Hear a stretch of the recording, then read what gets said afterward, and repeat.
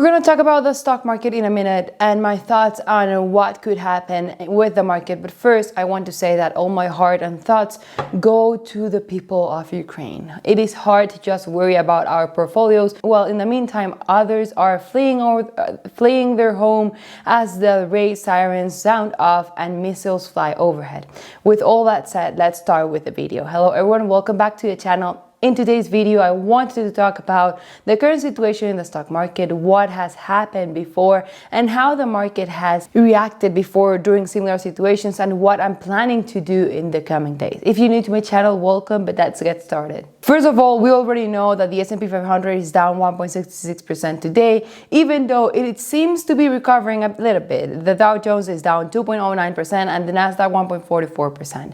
Still, many believe that as this invasion news are true, this might mark the end of the sell-off in the S&P 500 today and in the coming days, as the uncertainty of whether or not the invasion will happen is the true killer of the market.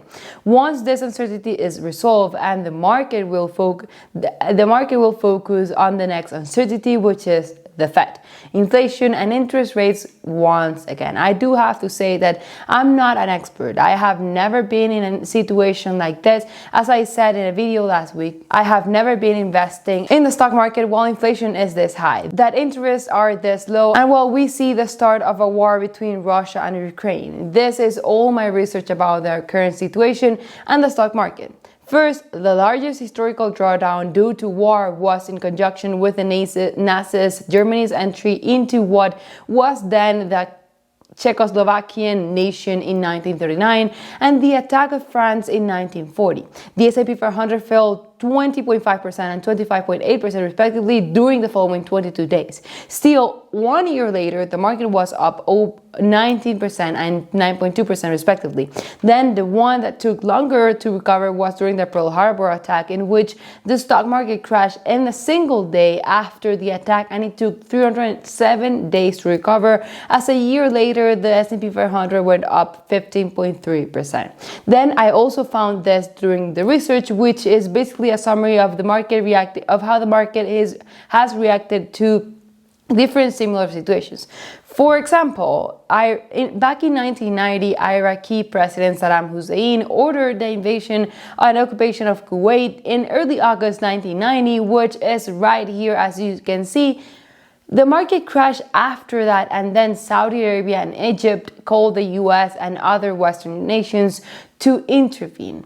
And we can see how the market recover after that. With this, I'm not saying that the market will recover tomorrow or next month and all this will be over. No, there is still a lot of uncertainty on the war situation and the moment, even though they already attacked. And we cannot forget about the 7.5% inflation and the Fed meeting in about 2 weeks.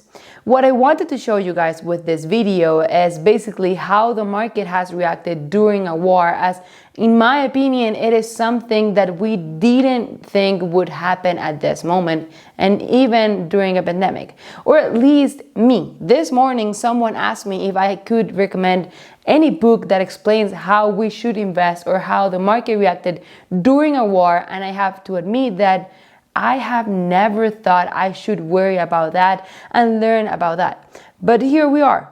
One of the articles that I read about this said that the implications from these historical sources is that an armed conflict and the effect has on the market should be viewed as a buying opportunity for quality stocks and investments, which in my opinion, even though it is really hard to see that way, it is completely true. We have seen how the stock market has recovered from the past crisis, the wars, pandemics, and more. Yes, it sometimes takes more time than others, depending on the situation. But the only thing that we can all agree on is that this is a buying opportunity, even though the stock market has been dropping for the whole 2022. It is time to basically focus on the long term, control your emotions and the psychology of investing at this moment, because we have seen how our savings have devalued because of inflation and how some of our profits have erased basically in the past weeks or 2 months. And obviously that is not something fun or something that we all want to see. Obviously we prefer to see the stock market just going up and up and up, but those times do not present that good of opportunities to invest in. It is times like this, like the pandemic, like the market crashing because of inflation or because of a war, that we find the best opportunities as long as we make the right decisions and not desperate decision or panic sell our investments.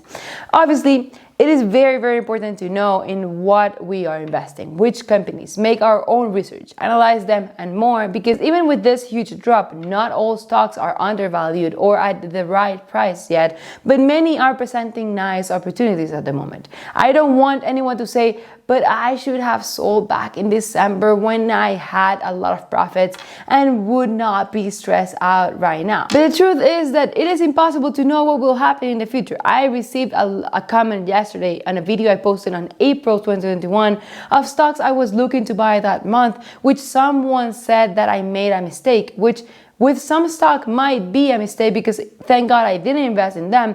But the truth is that if we all had a crystal ball and could see the future, we would all be millionaires. At that moment, no one knew about Russia trying to attack Ukraine, for example, and the Fed was talking about a transitory inflation, not about being aggressive and starting to increase interest rates a year earlier than expected. It is very easy to look back and see what we missed, what mistakes we did, and what excellent decisions we made as well. Because believe me that if someone would have sold in December and nothing of this had happened, they would be regretting that they sold and tried to time the market. Which it is why it is not about timing the market, but time in the market.